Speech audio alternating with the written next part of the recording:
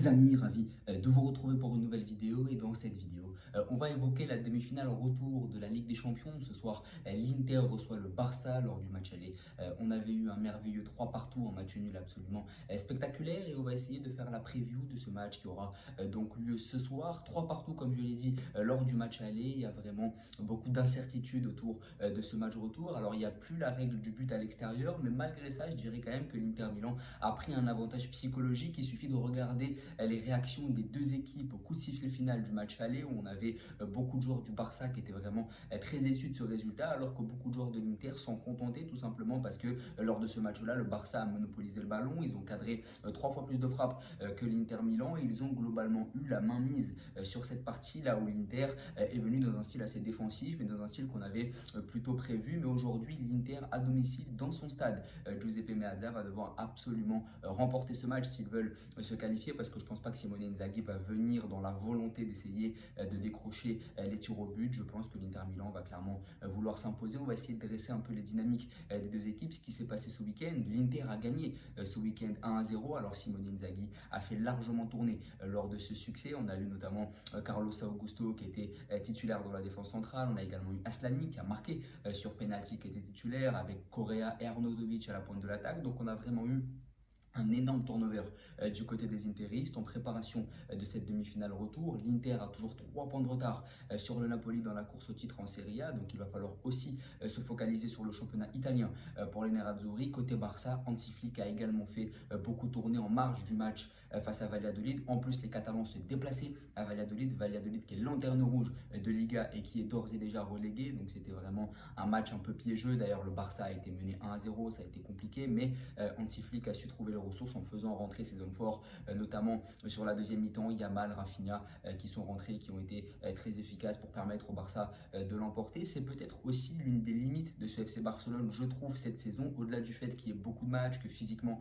on sent des joueurs un peu émoussés et éreintés, c'est le fait que le banc ne soit pas aussi efficace que le 11 titulaire. Et ça peut vraiment être un problème du côté du Barça. On a beaucoup de jeunes joueurs sur le banc de touche et c'est des joueurs qui n'ont pas tous évidemment le talent de Lamine Yamal, et lorsque ces derniers rentrent, eh bien, on peut sentir une petite différence entre le 11 titulaire et les remplaçants. Alors moi, cette différence-là, je ne la situerai pas vraiment au milieu de terrain, parce que je trouve qu'au milieu, Gavi, qui est un remplaçant cette saison, eh bien, c'est un joueur de qualité. Olmo, qui peut aussi commencer sur le banc, puisque Fermin Lopez s'est imposé, c'est aussi un joueur de qualité. Il l'a montré à Leipzig, il l'a montré lors du dernier Euro dans ce rôle de remplaçant aussi. Olmo, où il avait remplacé Pedri, puisque ce dernier s'était blessé en quart de finale de la compétition face à l'Allemagne. Mais je trouve que c'est plus au niveau des suppléants de Yamal et Rafinha. Je trouve que ça manque fondamentalement de talent. Torres est devenu le remplaçant de Lewandowski, et sur les côtés, ça peut manquer un peu d'un joueur de grand talent qui va venir suppléer Rafinha et Yamal. Ansu Fati revient toujours de blessure, donc c'est très compliqué pour lui de s'inscrire dans la continuité et dans la rotation et de se montrer efficace. D'ailleurs, face à Valladolid, il a été plutôt critiqué, mais je trouve que sur les côtés, chez les latéraux, mais aussi chez les ailiers, c'est très compliqué de trouver des joueurs, pas du talent de Yamal et Rafinha, parce que forcément tu ne vas pas les trouver, c'est pour ça qu'ils sont remplaçants, mais c'est vrai que tu as du mal à trouver des joueurs qui sont capables de rentrer et d'être aussi efficaces que ces mecs-là, notamment sur une fin de saison où tous les joueurs sont très fatigués et où tu as besoin de tes remplaçants pour s'illustrer sur les matchs comme ceux face à Valladolid, qui, on va pas se mentir, servent à quelque chose parce que ça te permet en Liga d'avoir un matelas confortable, mais qui, dans les faits, ne sont pas des matchs très importants en vue de la demi-finale retour de la Ligue des Champions. Donc pour moi, c'est l'une des faiblesses du Barça. La première faiblesse du Barça, c'est le fait que cette équipe, elle soit un peu émoussée, éreintée, fatiguée sur le plan physique. C'est le fait aussi de jouer ce football très intense, très rythmé, où tu vas défendre très haut, tu vas beaucoup courir, donc les joueurs vont encore plus se fatiguer. Mais c'est aussi le fait que tu peux manquer un peu de talent sur les côtés, que ce soit chez les ailiers, mais aussi chez les latéraux, parce que Baldé et Koundé ne seront pas là ce soir face à l'Inter, et ça, c'est un problème.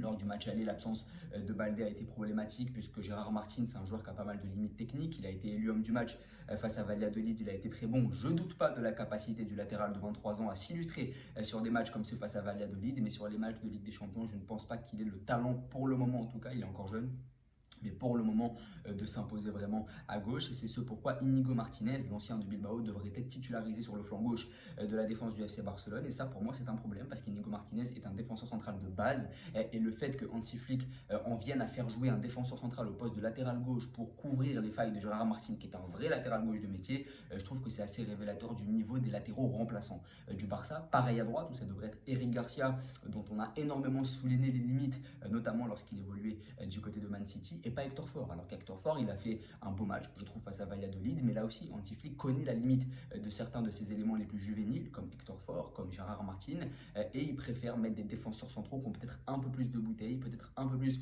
d'expérience, mais des défenseurs dont ça n'est pas le poste que de jouer à ce poste-là, justement, et je trouve que c'est assez révélateur des limites qu'il peut y avoir quand même du côté du FC Barcelone sur les côtés, parce qu'encore une fois, Yamal et Rafinha sont très bons, ils sont exceptionnels, mais ils arrivent aussi à un moment donné où ils sont très saturés, où ils sont très fatigués, il va falloir des remplaçants, et c'est dommage de ne pas avoir pas des joueurs de cette qualité-là, parce que ce serait compliqué d'avoir des mecs du talent de Yamal et Rafinha, mais des mecs qui seraient à minima capables d'apporter beaucoup sur les fins de match là aussi. Ferran Torres l'a fait, mais plus dans un rôle de remplaçant à Robert Lewandowski. Donc moi, c'est l'une des limites du Barça. L'autre limite du Barça, c'est qu'aujourd'hui, tu arrives en terrain hostile, tu arrives en terrain défavorable, en situation défavorable, 3 partout lors du match aller, même si, comme je l'ai dit, il n'y a pas la règle du but à l'extérieur et que le Barça va sûrement marquer au vu de son potentiel offensif, c'est quand même le genre de match où le Barça peut être muet. C'est le genre de match où le Barça peut ne pas du tout marquer, buter sur un bloc assez bas, dans un match très compliqué, dans un contexte et un stade très difficile. Donc, c'est un match qui est loin d'être gagné pour le FC Barcelone et je peux comprendre la frustration des joueurs catalans la semaine dernière à l'issue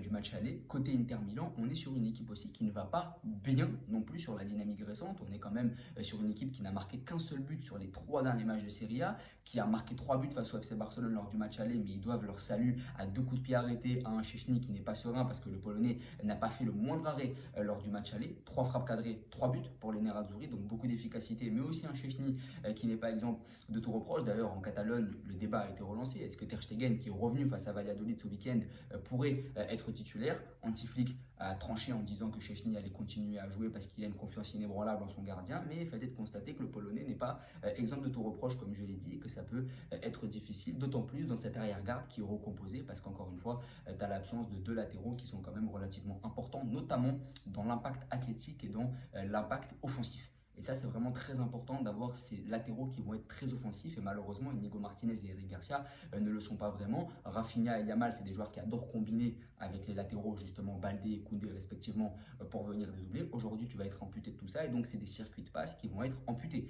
Aujourd'hui, c'est des circuits de passe sur lesquels tu ne vas pas pouvoir compter. Parce que Garcia et Inigo Martinez, ce pas des joueurs qui vont énormément dédoubler et apporter plus d'options à Yamal et Rafinha. Et donc, ça va encore plus user ces derniers, Yamal et Rafinha, puisqu'ils vont devoir encore plus compter sur leur talent individuel. Robert Lewandowski est de retour dans le groupe du côté du FC Barcelone, il ne devrait pas débuter. Je peux comprendre quand Flick fasse confiance à Ferran Torres. Il a fait un très bon match lors de la première manche. Il avait notamment marqué sur une très belle action construite par le FC Barcelone. Je pense que le fait de lui donner de la continuité, c'est quelque chose qui est très intéressant. Et puis tu peux faire rentrer Robert Lewandowski au fur et à mesure du match parce qu'il va t'apporter de l'expérience, de la sérénité si la partie commence un peu à partir dans tous les sens et que tu perds un peu cette maîtrise. Donc je peux comprendre que Ferran Torres commence et que Lewandowski rentre un peu plus tard. C'est tout à fait logique. Maintenant, voilà, je m'inquiète pour l'arrière-garde du Barça, qui est quand même une arrière-garde recomposée, qui va encore jouer le piège du hors-jeu avec des latéraux plutôt lents ce soir. Donc là aussi, ça me paraît difficile. Mais côté Inter, comme je l'ai dit, panne offensive, un but sur les 3 derniers matchs de Serie A, 3 buts face au FC Barcelone, mais 3 buts sur des coups de pied arrêtés. Tu gagnes sur la détermination, sur les failles de Szczęsny, mais c'est des buts qui sont quand même louables. Et il ne faudra pas sous-estimer l'impact de Dumfries et de Di Marco, même si Di Marco n'est pas vraiment sûr d'être titulaire ce soir. Carlos Augusto, le Brésilien de 26 ans, a joué dans l'axe de la défense centrale ce week-end lors du match de Serie A, mais c'est un joueur qui peut aussi jouer piston et qui est peut-être plus solide et plus fiable défensivement que le Di Marco, parce que ça va être très compliqué face à Lamine Yamal encore une fois ce soir. Di Marco, c'est un piston, c'est un joueur qui est très offensif. Mais c'est un joueur qui sera sûrement titulaire, je pense, parce que sur une demi-finale retour de Ligue des Champions, lui qui est l'enfant de l'Inter Milan, je pense que Simone Inzaghi va vouloir un peu le faire jouer devant son public, etc. C'est historique de jouer une demi-finale de Ligue des Champions pour un joueur qui est l'enfant du club. Maintenant, si on pense rationnellement, je pense que Carlos Augusto est peut-être plus costaud d'un point de vue défensif, peut-être plus dur sur l'homme que ne l'est Federico Di Marco. Et face à Lamine Yamal, ce soir, il va falloir absolument être costaud. Donc là aussi, ça peut être quelque chose d'assez intéressant à souligner et à regarder. Il va falloir regarder vraiment sur le flanc droit de l'attaque du FC Barcelone et sur le flanc gauche de la défense de l'Inter pour voir un peu ce duel. Moi, je mettrais Carlos Augusto parce que c'est plus gage de sérénité défensive. Là où Di Marco est un latéral peut-être plus offensif. Après, c'est un match où tu dois marquer. C'est un match où tu dois marquer, c'est un match où tu dois compter sur l'apport offensif de tes pistons. Mais moi, l'apport offensif de mes pistons, je le compterai plus sur le côté droit. Je pense vraiment que je concentrerai, si j'étais Simone Inzaghi, évidemment, je concentrerai plus mes attaques sur le côté droit parce que Dumfries est devenu le premier joueur néerlandais à faire un but et une passe décisive en demi-finale de Ligue des Champions depuis Wesley Sneijder en 2010 déjà, c'était déjà face au FC Barcelone, évidemment en demi-finale de la compétition, donc l'histoire se répète perpétuellement. Et Denzel Dumfries, c'est vraiment le joueur offensif qui va être ta principale solution, notamment sur les attaques, parce que c'est de lui que va venir le danger. C'est un joueur qui est très offensif, c'est un joueur qui apporte beaucoup, que ce soit sur les centres, on l'a vu sur le but hors jeu d'un cheveu de Mkhitaryan, c'est encore lui qui fait la passe D. On l'a vu dans le duel aérien parce que c'est lui qui met 2 buts sur coup de pied arrêté. Donc on voit que c'est un joueur qui est tout à fait capable d'apporter, que ce soit dans les airs, que ce soit d'un point de vue défensif, parce qu'il a, je trouve, plutôt bien canalisé Rafinha sur la rencontre aller. Donc c'est un joueur qui est multitâche, très polyvalent, qui a énormément de qualité et qui n'a même pas de faille défensive, parce que face à Rafinha,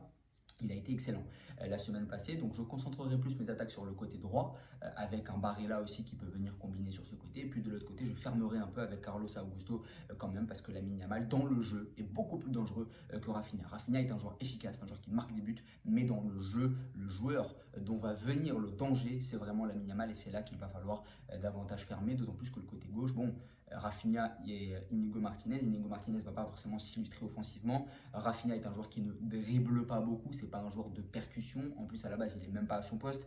C'est un joueur qui va finir les actions. Donc là aussi, c'est très intéressant. Mais j'ai hâte de voir encore une fois cette opposition de style, cette ambiance aussi au Giuseppe Meazza. Parce que lors du match aller, ce qui est dommage, c'est que ça se jouait à Montjuic et pas au Camp Nou.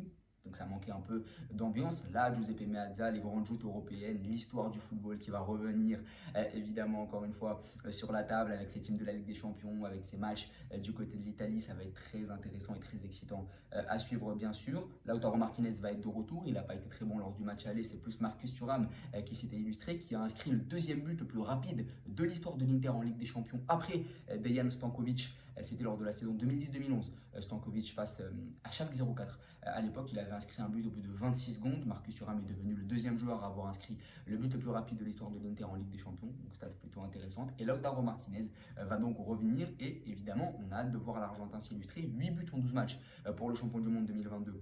Depuis le début de la compétition, il n'a pas été très bon à l'aller. Il avait marqué face au Bayern Munich en quart de finale. Il s'était illustré. Et je pense qu'il peut tout à fait le faire encore ce soir face à cette arrière-garde catalane recomposée. En tout cas, si je devais donner un prono, je pense que le Barça va se qualifier. Les Catalans vont, à mon avis, l'emporter 2 buts à 1. Maintenant, j'ai hâte de voir ce que ça va donner. Ça va être un grand match. N'hésitez pas à me donner votre prono, à vous abonner, à liker et à partager. Merci beaucoup.